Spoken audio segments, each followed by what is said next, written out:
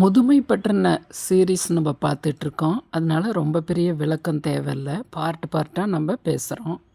எனக்கு ரொம்ப பரிட்சயப்பட்ட ஒரு குடும்பத்தில் ஆண் பிள்ளைகள் 4 இருந்தாங்க. பெண் பிள்ளைகள் 2 இருந்தாங்க.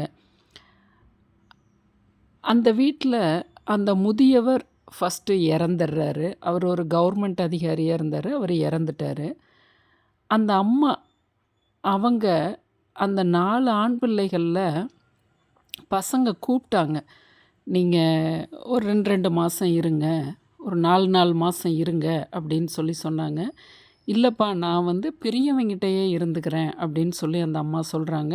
அதுக்கு பெரியவர் மனைவியும் ஒத்துழைக்கிறாங்க. அந்த பெரியவங்க அந்த அம்மா பெரிய பையன்கிட்டயே இருக்காங்க. மற்ற மூவருமே அண்ணாவுக்கும் அண்ணிக்கும் அவங்க குடும்பத்துக்கு தேவையான பொருள் உதவியை செய்கிறாங்க. அப்பப்போ வந்து கொஞ்சம் அவங்கள பார்த்துக்கிட்டும் போவாங்க. பெண் பிள்ளைகளும் வர போக இருந்தாங்க.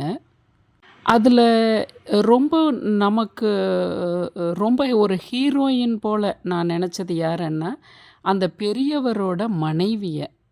இவ்வளோ பேர் வந்து பொருள் சப்போர்ட் பண்ணாலும், அந்த பெண் பிள்ளைகள் அப்பப்போ வந்து பார்த்து போனாலும் 24 மணி நேரம் நம்மக்கிட்டேயே இருக்கும்போது கண்டிப்பாக சில முரண்பாடுகள், மனிதர்கள்னாவே கர்மாவை தாங்கி வர்றவங்க, சிறு சிறு முரண்பாடுகள். நாம் கொஞ்சம் இப்போ கோயிலுக்கு போயிட்டு அப்படியே நம்ம கொஞ்சம் ஷாப்பிங் போகலான்னு நினப்போம். அந்த வீட்டில் இருக்க பெரியவங்க அவங்களுக்கு வந்து நம்ம அந்த கடமையை செய்யணுமேன்ட்டு வருவோம். நமக்கு பிடிச்ச ஒரு சொந்தக்காரங்க வீட்டில் போய் ஒரு 2 நாள் இருக்கணும்னு நம்ம நினப்போம். இல்லை வீட்டில் அவங்க பெரியவங்களுக்காக அப்படிங்கிற எத்தனையோ நம்ம எடுத்துகிட்டு போகலாம். கொஞ்சம் அப்படியும் இப்படியுமா யாரையாவது அவங்களுக்கு கொஞ்சம் பதிலுக்கு கொஞ்சம் ஒரு நாள் வச்சுட்டு, அதுபோல் அவங்க வந்து ரொம்ப ஒரு அருமையான பர்சன்னு வைங்களேன் அந்த மருமக. இந்த முதிய பெண்மணியால் வேலை செய்ய முடியாது, அவ்வளவு முதிர்ந்தவங்க. இப்போ இல்லை, அவங்க இறந்துட்டாங்க. அந்த வயதானவங்களுக்கு தகுந்த மருமக வாச்சாங்க, அருமையாக இருந்து இறந்தாங்க.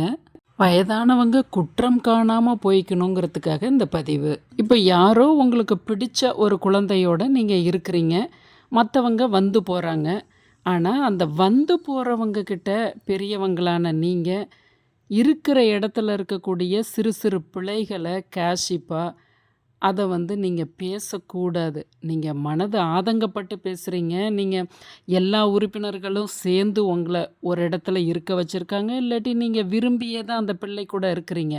எதுவாக இருந்தாலும் சரி, வீடு குடும்பம் அப்படின்னா நீங்கள் இந்த 60 வயதுக்கு மேலே உங்களுக்கு தெரியாத அனுபவமா? கண்டிப்பாக உங்களுக்கு எல்லாமே தெரியும் இல்லையா? ஆனாலும் உங்களுக்கு மனசு சிறு பிள்ளை போல அப்படி ஆதங்கப்படுது. பரவாயில்ல, நீங்கள் ஆனால் வர்றவங்க கிட்ட சொல்லும்போது அந்த இப்போ இருக்கிற அந்த மருமகளை பற்றியோ மகனை பற்றியோ, இல்லை நீங்கள் ஒரு பெண் வீட்டில் இருக்கிறீங்க, மகன்களை விட்டுட்டு மகள் வீட்டில் இருக்கீங்க, அப்படி அந்த இடத்துல இருந்துட்டு வரக்கூடிய உங்களோட மற்ற பிள்ளைகள், மருமகள், மருமகன் அவங்கக்கிட்டலாம் நீங்கள் பேசும்போது அதை உங்கள் வீட்டில் இருக்கக்கூடிய அந்த பிள்ளைகள் காதில் கேட்கும்போது அது சொல்லணுன்னா துயரத்தை கொடுக்கும். அதாவது வரக்கூடிய சிறு சிறு பிரச்சனைகளாக இருந்தால் நீங்கள் அப்படியே போட்டு முழுங்கிக்கலாம். ஒரு நீங்கள் ஒரு ஓம் நம சிவாய சொல்லிக்கலாம். இல்லை உங்களுக்கு பிடிச்ச ஒரு மந்திரத்தை, ஸ்தோத்திரத்தை நீங்கள் சொல்லிக்கலாம். சகிக்க முடியாத பிரச்சனைகளாக இருந்தால் நீங்கள் உட்காந்து பேசும்போது எல்லாமே தீர்வுக்கு வரும். ஆனால் அவர்களை பற்றிய அந்த புறம் சொல்லல் வர்றவங்க கிட்ட தயவு செய்து வேண்டாம். ஏன்னா அப்படி பாதிக்கப்பட்ட சில மனங்களாவது இருக்க தான் செய்து.